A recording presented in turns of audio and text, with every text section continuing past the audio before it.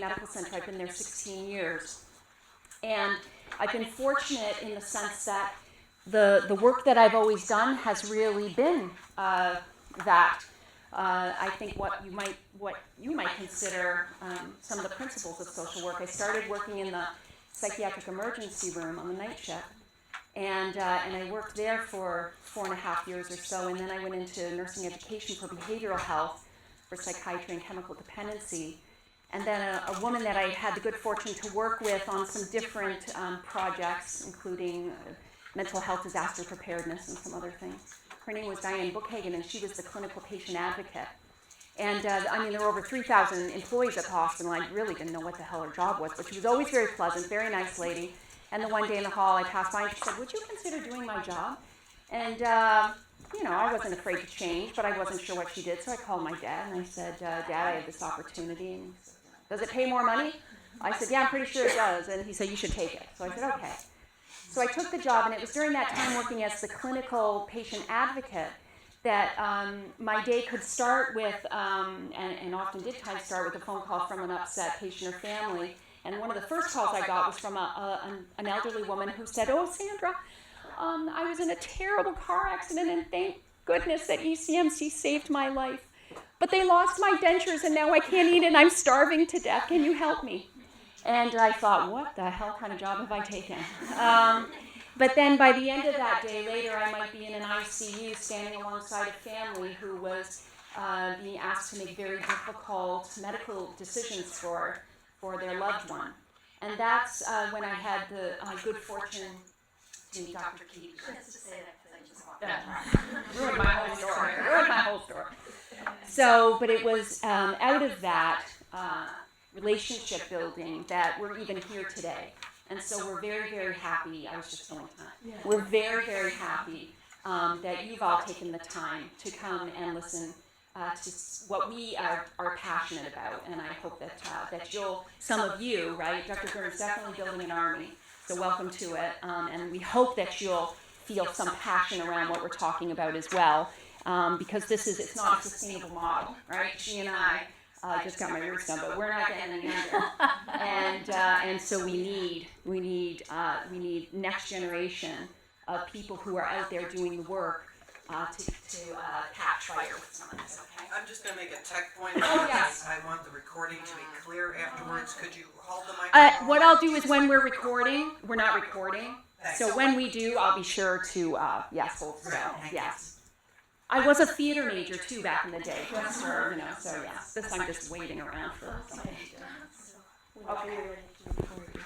All right. I did press the button. It's okay. Oh, It's okay. sorry.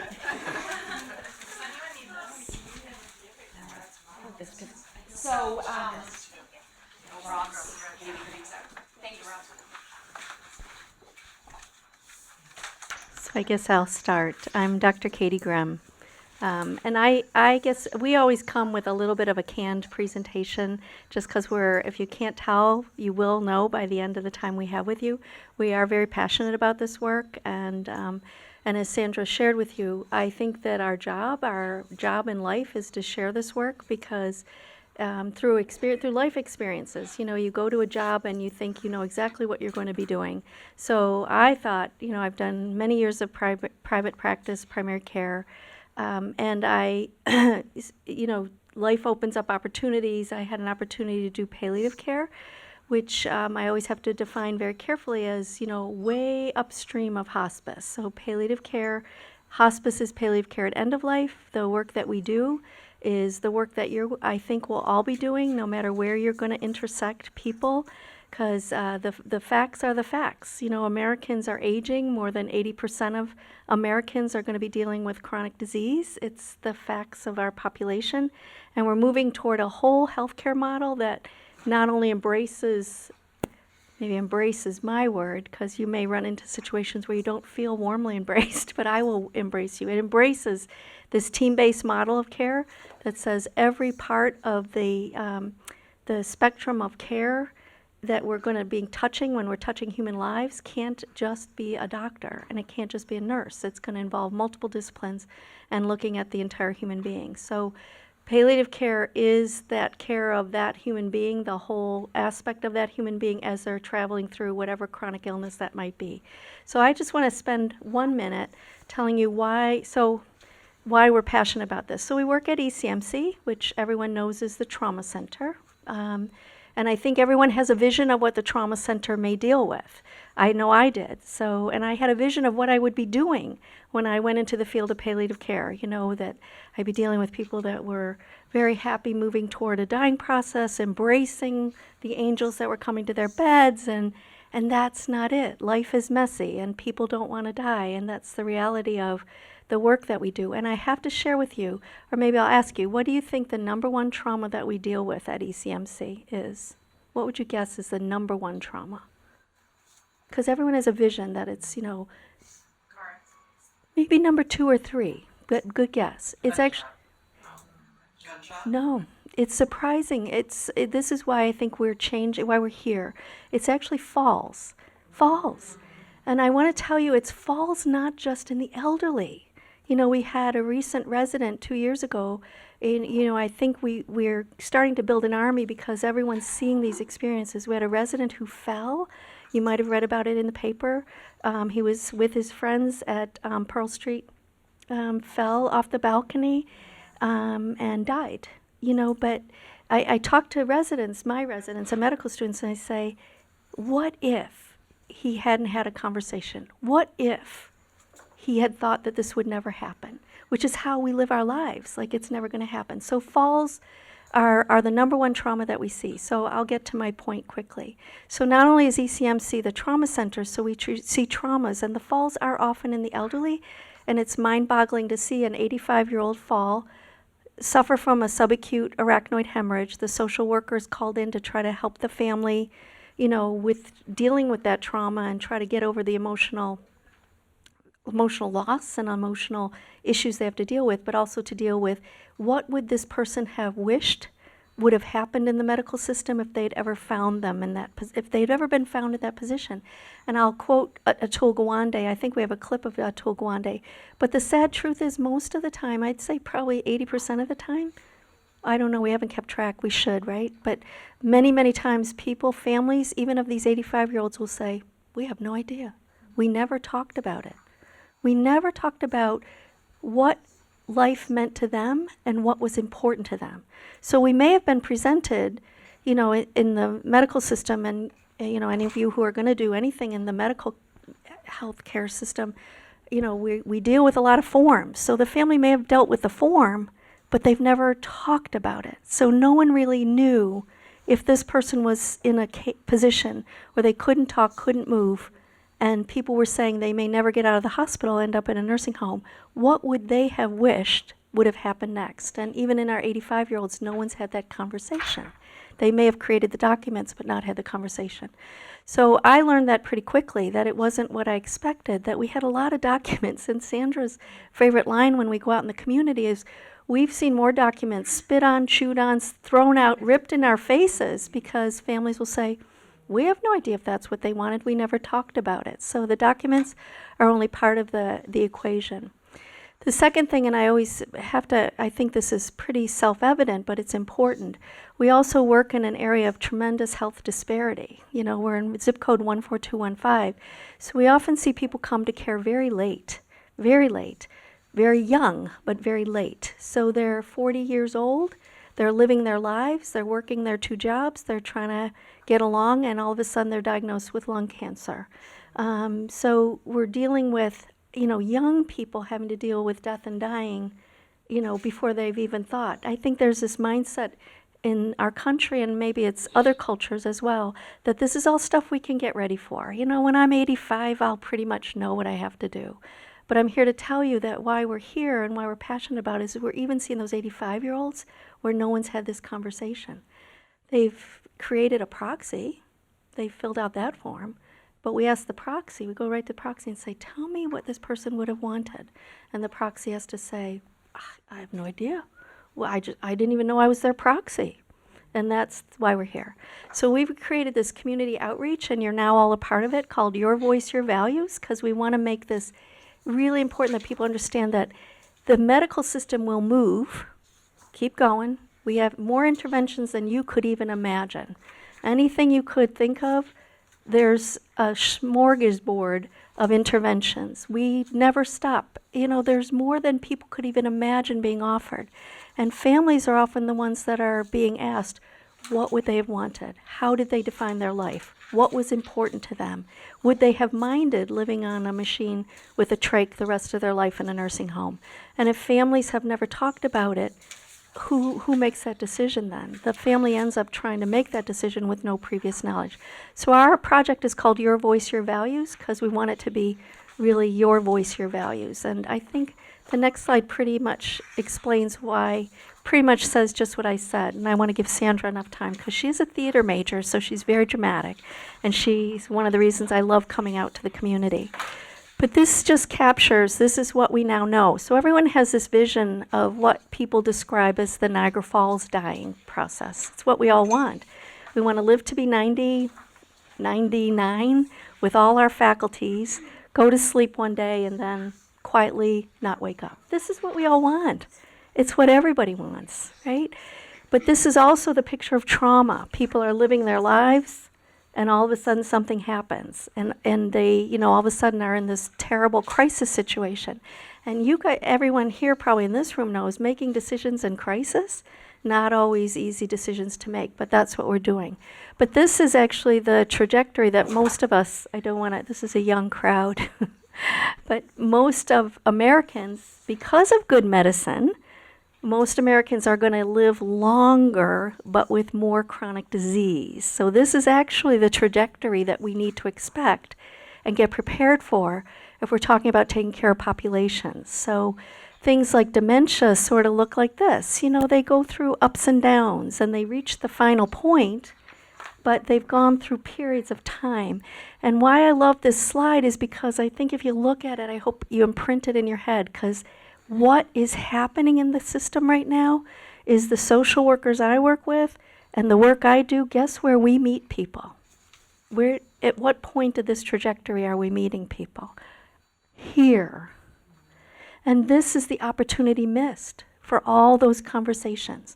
So I think this is the army we're trying to form here is, you know, these opportunities are going to come sometimes 3 to 4 years ahead of the point we're meeting them in crisis in the hospital. That's where we're meeting people in the hospital at that end point. So everybody's probably seen this. Do you all know Z-Dog? Have you seen Z-Dog? Oh, I'm so glad we're going to show you Z-Dog. Z-Dog is a Stanford-trained internal medicine doctor, and so we're going to show you a little video. This is his, I think he's on YouTube, you can look. He's done a lot of work on YouTube because he left medicine. Some would say he was smarter than I was, but he left medicine just to try to capture for the rest of humanity some of the frustration he was dealing with as a doctor and realizing, you know, there's a lot happening that was not really fair or just or the right care. So this is his video that he did on death and dying.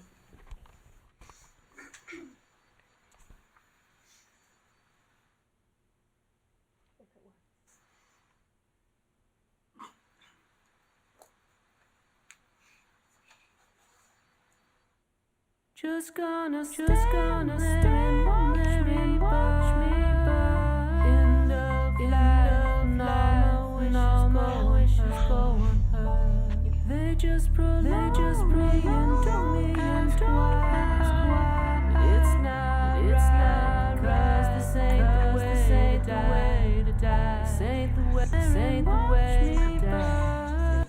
I can't tell you what I really want. You can only guess what it feels like.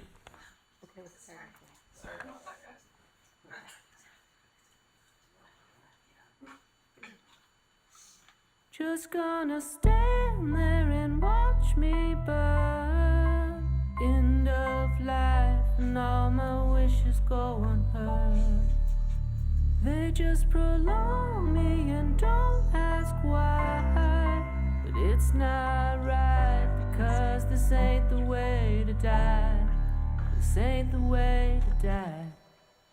I can't tell you what I really want. You can only guess what it feels like. And right now it's a steel knife in my windpipe. I can't breathe, but you still fight, cause you can fight. Long as the wrong's done right, protocol's tight. High off of drugs, try to sedate. I'm like a pin cushion, I hate it, the more I suffer, I suffocate. Right before I'm about to die, you resuscitate me. You think you've saved me, and I hate it. Wait, let me go, I'm leaving you. No, I ain't. Tube is out, you put it right back. Here we go again. It's so insane, cause though you think it's good, I'm so in pain. I'm more machine than man now, I'm Anna Kane. And no advance directive, I feel so ashamed. And crap, who's that nurse? I don't even know a name. You lay hands on me to prolong my life again. I guess that you must think that this is living. Just gonna stand there and watch me burn. End of life and all my wishes go unheard. They just prolong me and don't ask why. It's my right to choose the way that I should die. The way that I should die. Z-Dog MD. The way that I should die. This ain't easy. Get the family. You ever love somebody so much you can barely see when you with them, that they lay sick and dying, but you just don't wanna let them be at peace, cause you miss them already, but they ain't gone. Beep, beep, the ventilator alarms. I swore I'd never harm them, never do nothing to hurt them. Hippocratic oath, premium, not know, so right now I'm forced just to torture them. They push full code, no one knows what his wishes were. His sister heard him say once, I don't wanna be a vegetable. But no one agrees in the family. The caregiver, Kate, wants some comfort care, but Aunt Claire lives so far away that her guilt eats her like a cancer, so she answers, wait, I think he'll wake. Ma'am, you ain't even in the state. Palliate, relieve pain, get him home, explain. Critical care, just hypocritical when it's so insane. But they insist I shock his heart against a persist. I guess that's why they say that love is pain. Just gonna stand there and watch me burn. End of life and all my wishes go unheard. They just prolong me and don't ask why. It's my right to choose the way that I should die. The way that I should die. The way that I should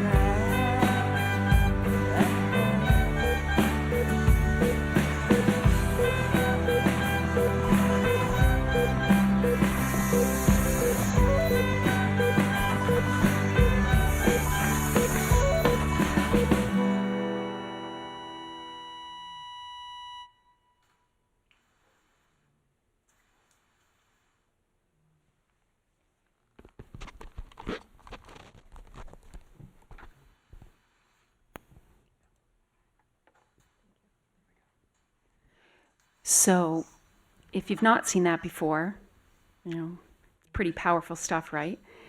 And Dr. Grimm and I had an opportunity to do a presentation for the critical care nurses group earlier this year. And we decided to focus a lot on compassion fatigue and some of the moral distress that goes along with working in an acute hospital, specifically critical care, because oftentimes they're the folks that are seeing that scenario more than others. And so a couple of things came out of that is that the focus for us has been that to address, right, provider stress and moral distress and compassion fatigue, how can we help? And when palliative care can come in and start, and as a social worker, for you to be able to come in and start to talk to folks, early in the course of a disease, rather than waiting until the end, right, when there's nothing more to do, that's the benefit of these ongoing conversations. And I'm trying to segue in here to the Conversation Project. So the Conversation Project was started in 2010 by a woman named Ellen Goodman, who's a Pulitzer Prize-winning author. And it was out of the experience she had with her own mom, who had Alzheimer's dementia. At the end of her mom's life, her mom was unable to participate in any discussion around advanced care planning or advanced directives. And so after her mother's death, Ellen started talking to some of her fabulous physician friends and so on, talking to them about what constituted a good death and what was a hard death. And they created this public engagement campaign that uses primarily social media called the Conversation Project. And what you have in front of you is the Conversation Project Starter Kit. And I'm going to ask you, we'll take a look at it in a bit, but just so you have it, okay? And we're hoping that you'll find that it's a tool that you're going to be able to use when you're working with patients and families. So the Conversation Project, their focus was that everyone's end-of-life wishes be expressed and respected. And what happened is that in 2011, the Conversation Project was this grassroots effort, right? They were going along doing their thing. In 2011, the Institute for Healthcare Improvement, which is a think tank there in Boston, Mass., they come up with a lot of evidence-based best practice for medicine, healthcare. They partnered with the Conversation Project people to create something called Conversation Ready Collaborative. And I'm pretty proud to tell you that ECMC, Dr. Grimm's little, right, but she's tough, and she pushed to get us to be able to go and participate in this collaborative. And we were one of only 23 health care organizations around the world because the government of Scotland was represented there, right, because they're a single payer. I'm Canadian, so that's a good thing, right, single payer. So they were there, and then 22 other organizations, some small places, and then like us, a 550-bed trauma center were there. And they said to us, okay, healthcare organizations, let's say this grassroots effort, this thing takes off, and now everybody's flocking to your place, and they're going to be, demanding.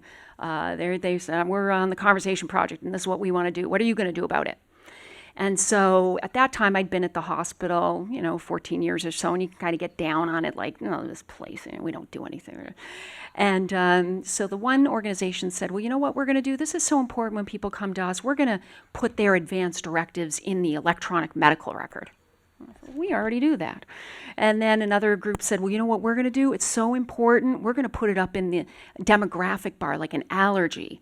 And I said, well, we already do that. So that's where we decided at that time. It was our elder from our long-term care nursing home on the campus of ECMC, Elder Wiggins, Dr. Grimm and myself, and we talked about the experiences that we had at the hospital, and we decided that's when we said, we're going to do this community outreach. We're going to take the project and we're going to take it out to the folks that live and work and pray in our neighborhoods, and we're going to tell them, hey, guess what? You come into ECMC, we're going to crack the doors a bit and tell you what might happen. And this is where we've taken some license with the original Conversation Project, like Dr. Grimm explained in the beginning. It's not just for old sick folks, right? It's not end-of-life wishes. It's unexpected injury and debility, right? What if something happens, and what would be okay with you and what would not be okay? So that's the Conversation Project, right? That's the grassroots public engagement campaign, and then the Conversation Ready is the initiative that we became a part of, and we still work with them. They reached back to us because, go to the next slide. Right? What they gave us are these tenants that we always try to use as a framework.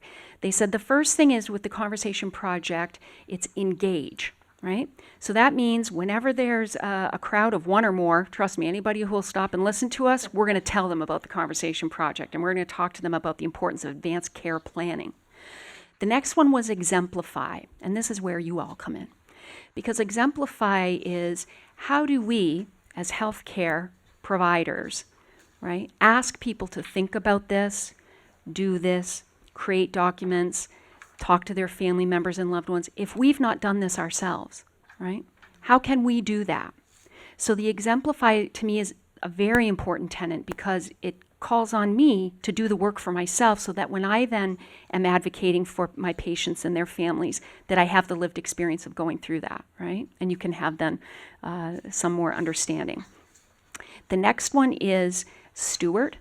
And that means, just like those other folks said, when people do create advance directives or they share with us their advanced care plans, how do we get that into their record so that the last tenet is respect? How can we get that information so that we then provide care to people that they said was okay with them, that it was the type of care they wanted?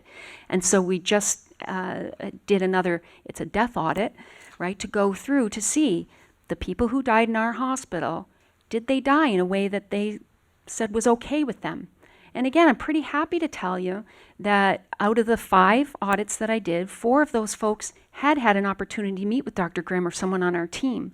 And there was documented discussion on that they understood the trajectory of their illness and they knew what was coming and they'd had some time to think about it and talk with folks, and they died in a manner that was okay with them and that respected them.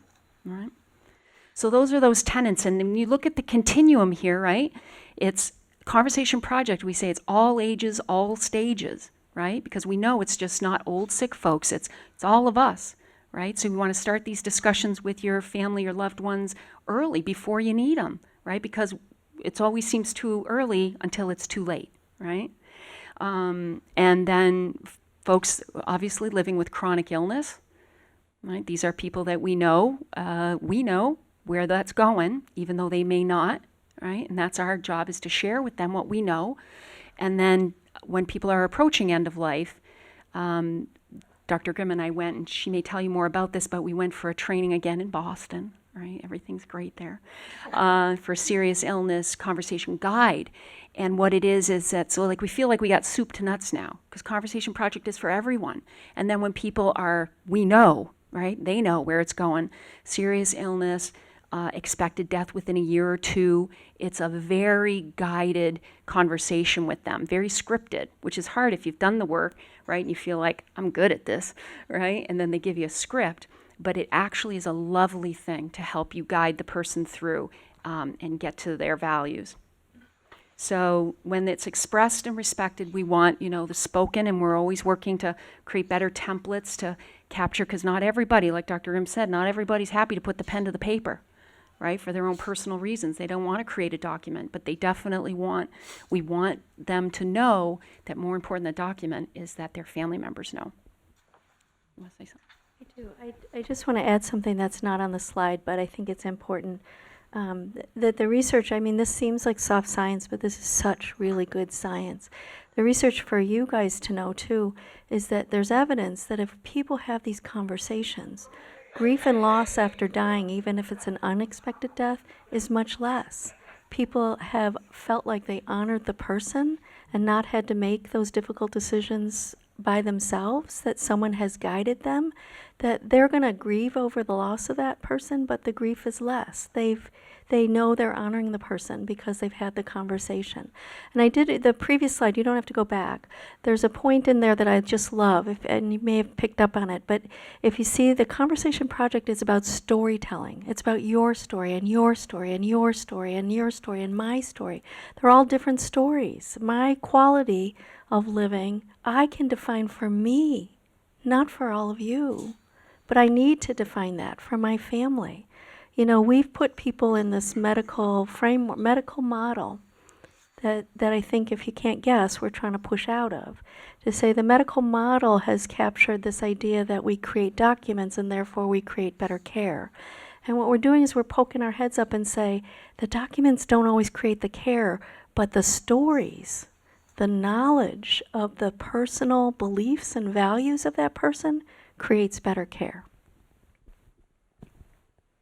So we're going to share with you. You want to introduce Atul? Oh, I have to. Do you all know Atul Gawande? So guess what? Well, we should bring, next time we come to a crowd, I'm going to show you the picture where I got to meet Atul Gawande and I wouldn't let go of his hand. Because he's just one. He's just such a and he's a fabulous speaker. He can speak for an hour without slides. We'd love to bring him here, but he charges $100,000 a speaking engagement. I know, I guess. Well, we only charge nothing, but that's why we're here. That's why you have us instead of Atul Gawande. But Atul Gawande, he's part of the impetus to creating this new vision that's saying our medical model has not served our populations well. And so we need to create a whole different model that gets back to the humanity, the people, the values, and we need to script it a little bit. Someday maybe we'll come back and we'll talk about the scripting, because that is hard to do when you've done this work. But that's a beautiful thing, because part of the script is asking permission of the patient and family to say, can I share with you what I'm worried about? So you're inviting yourself in before you're coming in as a top-down, like, I need to tell you where you're going and you need to make decisions. It's, I'm here because I want to talk about something that's very important, and that's what you're going through and what your disease is, but can is it okay if I share with you what I think I know? So I always kid when we do this presentation, and we've done it to medical residents, medical students, social workers, nurses, whatever, I always say, Dr. Gawande captures what we're trying to do in 3 minutes or less. So we're going to show you Dr. Gawande presenting how he views how we should go after some of these conversations. And these are his principles of how we should approach this. Hard conversations. I've blown them many times myself. I've not known what to do. And with this study coming out from the Mass General where the patients had seen a palliative care physician, I realized that the gain they'd gotten was that really they'd seen 6 people who knew how to, that's the staff at the Mass General for palliative care, that they'd seen one of these 6 people who knew how to talk to them about the end of life. And so what I did was I went to those doctors and just said, I'm really bad at this. If you had to make a little list for me of what it is that I should talk about with people facing these problems, what would you put on that list? One of the doctors that I spoke to was a palliative care physician at the Dana-Farber Cancer Institute named Susan Block. And Susan encapsulated it, I thought, the best for me, at least in a way that I could use. She said that there were 4 things that she has as a little mental list in her head that she wants to talk about with a patient who's terminally ill. Number 1, do they know their prognosis? Number 2, what are their fears about what is to come? Number 3, what are their goals? What would they like to do as time runs short? And 4th, what are the trade-offs they're willing to make? How much suffering are they willing to go through for the sake of the possibility of added time? That list was really interesting to me. It was not a list asking, do you want a ventilator or do you not want a ventilator as you come to the end? Do you want your heart shocked? Do you not want your heart shocked? Her point was, if you tell me the answers to those questions, I can make a recommendation to you that says, you would not want this toward the end if these are your goals. Our misconception is that the conversation is about hard choices. Really, it's a conversation about asking people about what they want to look forward to as time runs short and what they fear the most. And the second misconception is that that arriving at what we want at the end is a kind of epiphany. Sign here, do you want hospice, do you not want hospice? It's not an epiphany, it's a process. It's a series of conversations and ups and downs as we go through a very hard series of sequence of things that happen to you as you become ill and have things come to an end.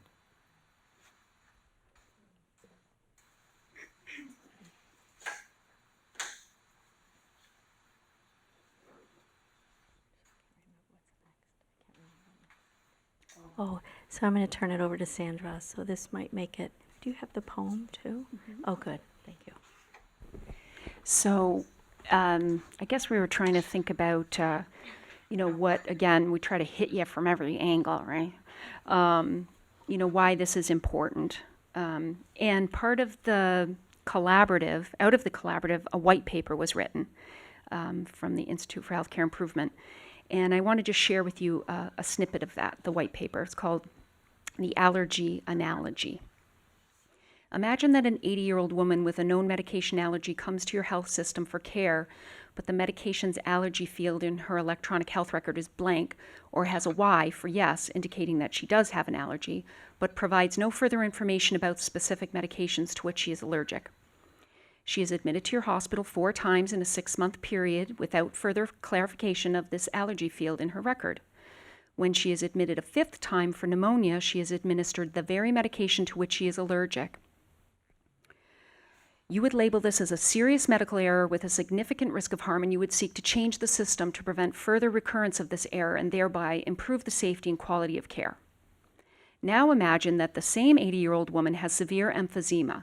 Despite her frequent and significant encounters with your healthcare system and the context of her advanced serious illness and older age, no one on the healthcare team makes a real effort to encourage her to designate a healthcare proxy. No one asks her what matters most to her when it comes to her end of life, and no one documents her wishes in her electronic health record. Her condition is so advanced that none of her healthcare providers would be surprised if she became so sick that intubation was considered, and none would be surprised if she died within a year. However, none of them discusses these possibilities with her or documents her end-of-life care preferences. During her admission for pneumonia, she becomes sicker and loses capacity to communicate her preferences. She is intubated and eventually dies on a ventilator in the intensive care unit after a week, with her family arguing about what kind of care she would have wanted. For this patient, the lack of advanced care planning would lead to one of two possible outcomes. One, at best, simply by chance, her care was consistent with what mattered most to her, but her family suffered unnecessary anxiety and stress because her wishes were unclear. Or two, at worst, not only did her family suffer unnecessarily, but the system may actually have harmed her. Imagine that the system did know what mattered most to her, which was to stay at home, maximizing quality of life, having time with family, and minimizing time in healthcare institutions, even if that meant she wouldn't live as long. In that situation, the care she received was not only inappropriate, but was also disrespectful, depriving her of the opportunity to have a death with dignity, completing her life in the ways that mattered most to her. So that's why it's important, right? And as social workers, you may be the vehicle, right, that has the opportunities to take the time to spend with folks when you're part of a team, right? When you're part of a team. Before Sandra does her poem, I just want to emphasize that point. We have a young social worker that works with us now, and she used to work in the immunodeficiency clinic, so she dealt with a lot of difficult situations. I want you, everyone in this room, to know, I mean, we do come at a lot of what we do in healthcare from the medical model, and it's top down, it's the doctor's decision. But I think, what we've learned, what we know, and what you all in this room know, is conversations that are this important often don't happen in the doctor's office, right? They happen in another setting. They may happen at the bedside with a nurse or a social worker who's going to find out about, what their living situation is, and they're the ones that really find out what the person's fears are, what they're worried about. And I think, our social worker, if I wish she was here, but I left her at the hospital to do some work, so she's that valuable to me. She's learned, because we've practiced as a team this conversation and doing this, and it's a really interesting skill that needs to be practiced and built. Not everybody has wonderful communication skills, but it can be taught, and it can be built, and it can be modeled. And she is so good at it now that she's, if she were here, she'd testify that she can have some of these difficult conversations. She doesn't need to know all of the medical interventions. That's where I come in, where I can answer those questions. But she actually can make the person's journey through whatever they're going through so much easier, because she's learned about the person and what was important to them and what they worried about and what they hoped to accomplish, even if it's as simple as, I just want to get home in time to see my granddaughter born, and to try to figure out what time that means and get the medical pieces together. So the social work piece of this is critical in the hospital. But it's going to be critical in every corner we go to. And I think even in the slide presentation, I'm acutely aware that a lot of it is still focused on end of life. If we could change one thing, it would be that this was for everyone. This is not, we don't know. The trauma center teaches all of us that in a harsh way. We do see, we see falls and we see older people fall, but we see young people in car accidents. It is a very significant issue. And what happens is they don't die. Doctors do good work. They put them on ventilators, their hearts are young, their kidneys are young, their liver is young, but guess what? They are not who they were. And we have no idea if that's how they want it to continue, because they've never had a conversation with even their best friend or their fiancé or their parents.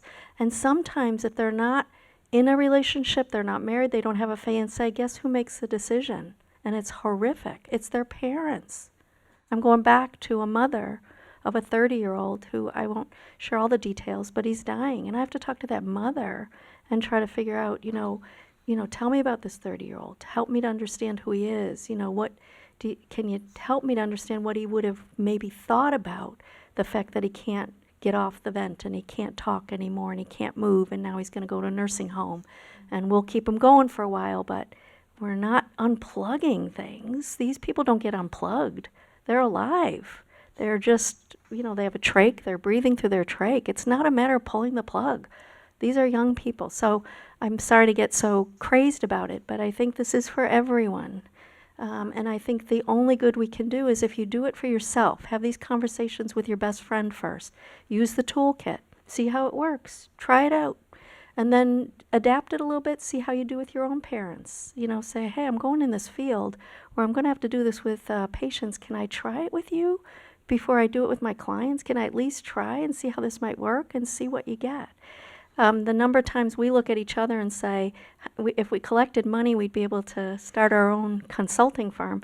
The number of people have said, oh, don't worry, I know exactly. I just don't want to be a vegetable. And I always go, oh my God, tell someone what you mean by that. Because I don't know what that means. Tell someone what you mean by that. Don't just say it. Please tell someone. That's everyone's statement. I don't want to be a vegetable. Everyone.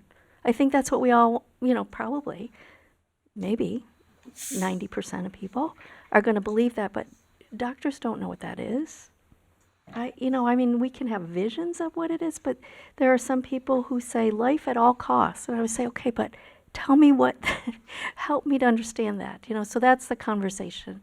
So Sandra has a beautiful advance directive just to tell you how important it is the forms are important. Don't get me wrong.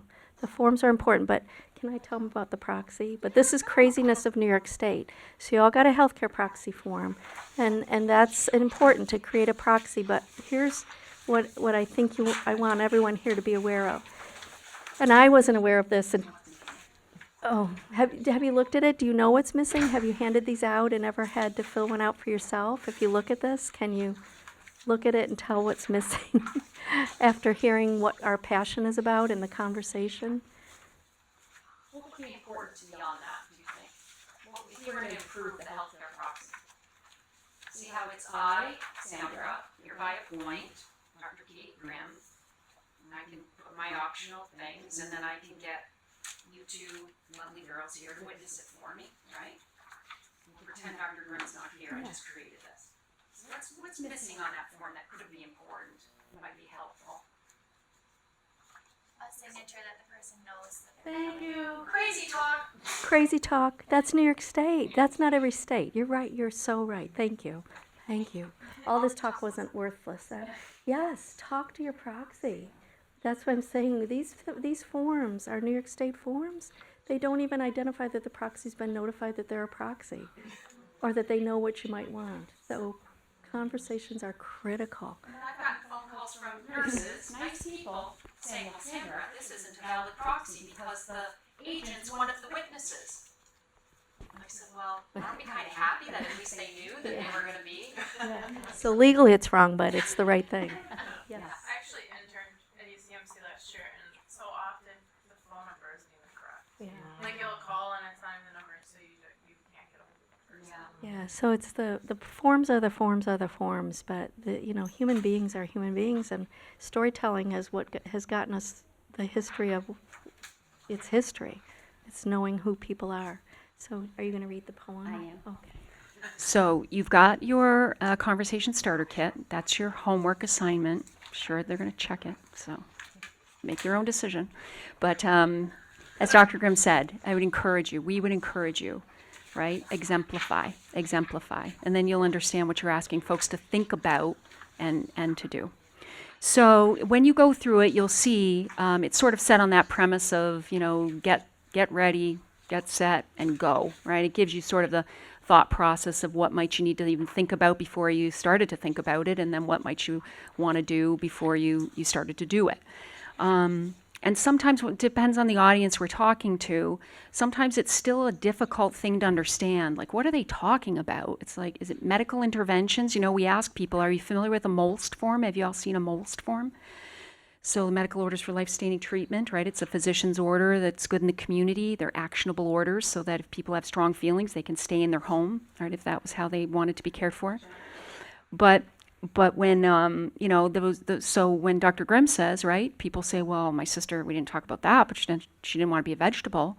We'll say to the medical students and residents, so what box do you check for that, right? What medical intervention does that translate into?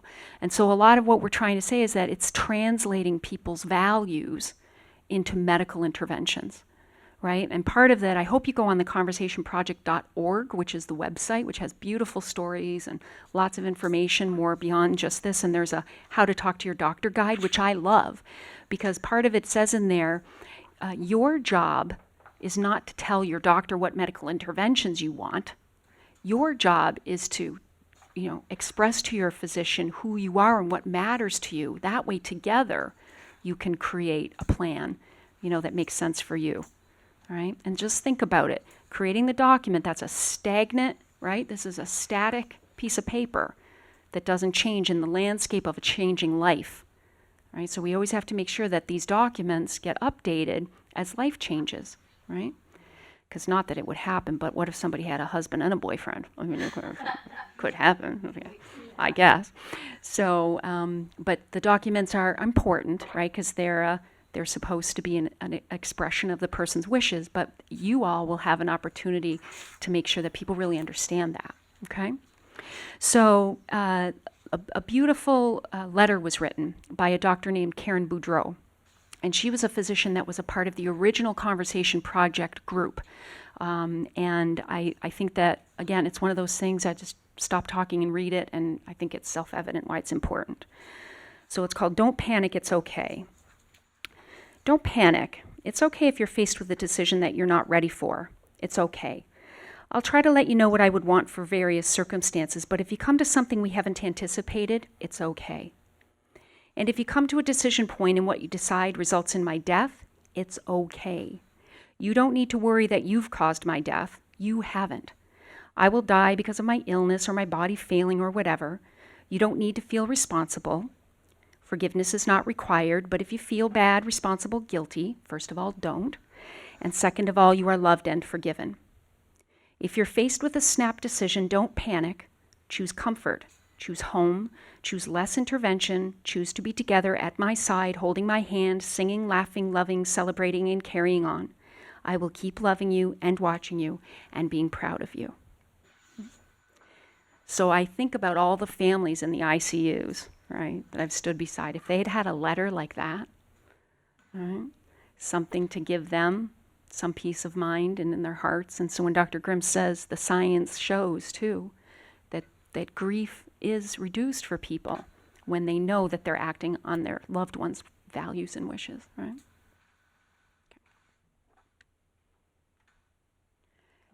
So because you're our social worker friends, we thought we should end with something, right?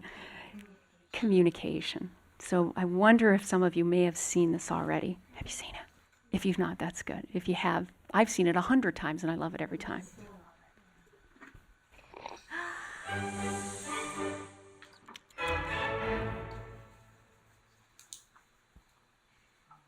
So what is empathy, and why is it very different than sympathy? Empathy fuels connection. Sympathy drives disconnection. Empathy, it's very interesting. Teresa Wiseman is a nursing scholar who studied professions, very diverse professions where empathy is relevant, and came up with 4 qualities of empathy. Perspective taking, the ability to take the perspective of another person or recognize their perspective as their truth. Staying out of judgment, not easy when you enjoy it as much as most of us do. Recognizing emotion in other people and then communicating that. Empathy is feeling with people. And to me, I always think of empathy as this kind of sacred space when someone's kind of in a deep hole and they shout out from the bottom and they say, I'm stuck, it's dark, I'm overwhelmed. And then we look and we say, hey, you can climb down. I know what it's like down here, and you're not alone. Sympathy is, ooh, it's bad, no, You want a sandwich? Empathy is a choice, and it's a vulnerable choice, because in order to connect with you, I have to connect with something in myself that knows that feeling. Rarely, if ever, does an empathic response begin with "at least." Yeah. And we do it all the time. Because you know what? Someone just shared something with us that's incredibly painful, and we're trying to silver lining it. I don't think that's a verb, but I'm using it as one. We're trying to put the silver lining around it. So, I had a miscarriage. Oh, at least you know you can get pregnant. I think my marriage is falling apart. At least you have a marriage. John's getting kicked out of school. At least Sarah is an A student. But one of the things we do sometimes in the face of very difficult conversations is we try to make things better. If I share something with you that's very difficult, I'd rather you say, "I don't even know what to say right now. I'm just so glad you told me." Because the truth is, rarely can a response make something better. What makes something better is connection.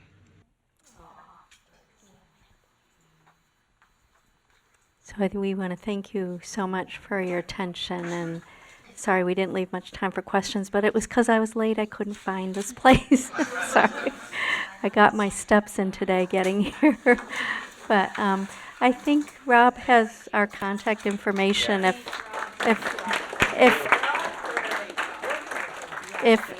Thank you for organizing this. And if anyone wants to join our team, we're very sincere. We go out to the community, we do these presentations. We'd certainly welcome anyone joining us. Thank you all very much.